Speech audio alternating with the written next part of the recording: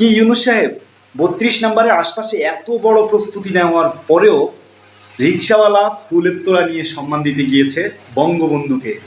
আপনি না বলেছেন রিসিভ বাটন চাপ দিয়ে সব মুছে দিবেন? বঙ্গবন্ধুর ইতিহাস মুছে দিতে পারবেন আপনি?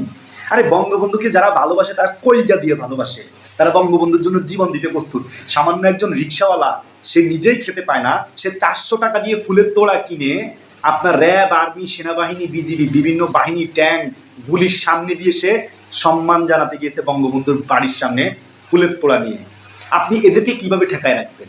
খুব শীঘ্রই গণজোয়ারে পরিণত হবে, মনে রাখবেন। শেখ হাসিনা যখন ডাক দিবে তখন কন্ট্রোল করতে পারবেন না। আরে আওয়ামী লীগ করতে কলিজা লাগে, আওয়ামী লীগ করতে বিবেক লাগে, আওয়ামী লীগ করতে স্বাধীনতার ইতিহাস জানতে হয়।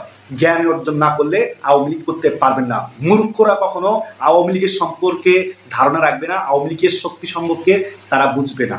আওয়ামী লীগ 200-500 টাকার জন্য যায় না, আওয়ামী লীগের লোকজন যায় বাংলাদেশকে ভালোবেসে দেশের জন্য জীবন দিতে। আর সে কারণে আওয়ামী লীগ এত শক্তিশালী। আপনি কেন, আপনার আব্বা আইয়ুব খান, ইয়াহিয়া খান, টিক্কা খান আওয়ামী লীগকে ধ্বংস করতে চেয়েছে, সব খান খান খান হয়ে গেছে, আওয়ামী লীগ বাংলার জমিনে রয়ে গেছে।